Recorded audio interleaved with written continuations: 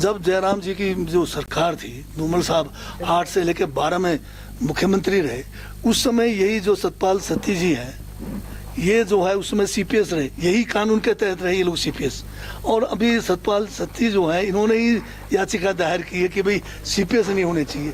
अब बताइए, दो किस्म की बातें करते हैं, इनका मुखौटा, इनका चल चरित्र में फर्क है। इसी कानून के तहत इन्होंने सीपीएस का फायदा उठाया और अभी ये लोग कोर्ट में गए। आप सभी इस बात से जानकार हैं आप कि जो फॉरेस्ट राइट्स एक्ट है, ये 2006 में यूपीए गवर्नमेंट, जब कांग्रेस की गठबंधन सरकार थी, उसमें लाया गया।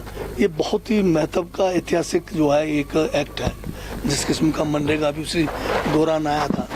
तो इस एक्ट के तहत जो है करोड़ों देश में हमारे जो है ज़्यादातर जनजाति लोग हैं या फॉरेस्ट ड्वेलर्स हैं, जिनको ज़मीन का हक नहीं मिला है, और इस कानून के तहत उनको जो है ज़मीन में जो है उनके राइट्स देने का है, उनको जो है पट्टे देकर मालिक का ना हक देने की बात है। तो ये हिमाचल में ये एक्ट को इम्प्लीमेंट किए हुए, नोटिफाई हुए आज 16 वर्ष से ज़्यादा का समय हो रहा है, परंतु जो डिज़ायर्ड जो रिज़ल्ट है वो अभी तक नहीं आया। तो हमने पिछले बार जो है एक जो है सभी ट्राइबल एरियाज़ में जो है इसके लिए ट्रेनिंग निचले लेवल से पंचायती राज के हमारे प्रतिनिधियों से लेकर अधिकारियों तक करने के लिए हमने कुछ बजट का प्रावधान भी किया, परंतु पिछले वर्ष जो है बाढ़ के कारण जो है ये प्रोग्राम पूरी तरह से नहीं चल पाया। तो इस बार हमने इसको जो है दोबारा से जो है एक मुहिम के तौर पे शुरू किया है, और आज जो हमने यहाँ पर एक वर्कशॉप टाइप का बुलाया है, जिसमें हमने डिस्ट्रिक्ट लेवल के जो हमारे डिप्टी कमिश्नर्स हैं और जो हमारे सब डिवीज़न लेवल पे हमारे एसडीओ सिविल जो एसडीएम के चार्ज भी होते हैं, और इसके जो मेंबर्स हैं जिला परिषद और पंचायत समिति के, और हमारे फॉरेस्ट डिपार्टमेंट के अधिकारी हैं, इन सबको यहाँ बुलाकर आज हमने इस कानून की जो बारीकियाँ हैं, जिसको लेकर अधिकारी भी जो है अपने जो है इसमें दखल, मतलब क्या कहते हैं, इसमें फैसला नहीं ले पा रहे थे, तो उस कानून की बारीकियों को इनको बता दिया गया है। और साथ में हमने ये भी बताया है कि जब तक कम से कम 1 साल के अंदर जब तक डिज़ायर रिजल्ट हमें नहीं मिलेंगे, हमारे डिप्टी कमिश्नर जो है जनजातीय क्षेत्रों से ट्रांसफ़र नहीं होंगे, सब डिविजनल लेवल के जितने अधिकारी हैं ये भी नहीं जाएंगे, क्योंकि जनजातीय क्षेत्रों में सिर्फ जाके टाइम जो है निकाल के आना ही नहीं है, बल्कि उनको वहाँ पर लोगों के हक में काम भी करना है। तो ये बहुत बड़ा एक इशू है। इसमें जो है पूरा हमारा जनजातीय इलाके हैं और बॉर्डर के साथ लगते हैं। लोगों को अगर हम वहाँ ज़मीन का हक नहीं देंगे, वहाँ पर लोगों को पलायन को रोकना पड़ेगा, बेरोज़गारी को दूर करना पड़ेगा। इसलिए आज अधिकारियों के साथ भी हमारी जो है यहाँ पर इस वर्कशॉप में एक एक उनके जो डाउट्स थे कानून को लेके, उसको हमारे यहाँ पर जो रिसोर्स पर्सनस आए हैं, हमारे यहाँ पर NGOs भी बुलाए हैं, उन्होंने इनके डाउट्स क्लियर कर दिए। अब हमारे अधिकारी भी काफ़ी जो है अब इसकी जानकारी इनको मिल गई है। हमने समय सीमा बांधा है। अब इसका हमने ये किया है कि ग्राम सभा लेवल पर 1 महीने से ज़्यादा फाइल नहीं पेंड होगा। उसके बाद सब डिविजन लेवल का जो कमेटी है, जिसमें SDMs को जो है पावर है, वो वैसे SDO सिविल का उनके पास डेजिग्नेशन है, और ये भी 1 महीने रखेंगे।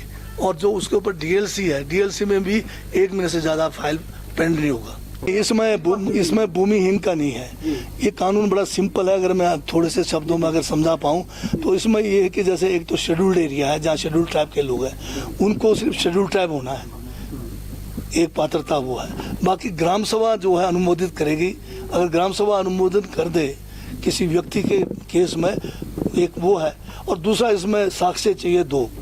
इसको जो है हम एक मुहिम के रूप में चलाएंगे ताकि ज़्यादा से ज़्यादा जो लोग पात्र व्यक्ति हैं उनको ज़मीन मिल सके, ताकि लोग अपना रोजी रोटी कमा सकें। क्या था उस टाइम रवि ने, हमारे उस टाइम माननीय रवि थे, उस टाइम हम 10 CPS थे, हमें जो है हाई कोर्ट ने कहा कि पोस्ट नहीं बना हुआ है, तो इसलिए हमें निकाला गया।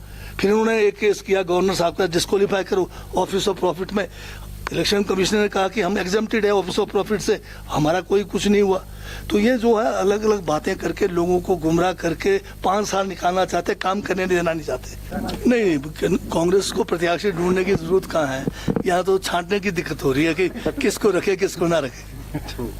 और किस तरह की तैयारी है? अब तैयारी तो आपको पता है, ये जो है 3 के चुनाव होने ही थे, तो इसलिए तैयारी तो है ही है, विपक्ष वाले भी तैयार हैं, हम भी तैयार हैं। बार बार लोगों को चुनाव में जाना पड़ रहा है क्योंकि बीजेपी ने जो षड्यंत्र रचा था लोकतांत्रिक तरीके से चुने हुई सरकार को धन बल से गिराने का, उसी का ये सिलसिला है। अब ये 3 लोग जो है इस्तीफा देकर करना क्या चाहते हैं, दोबारा फिर चुनना चाहते हैं, तो लोगों के ऊपर बोझ तो पड़ ही रहा है और काम रोका जा रहा है।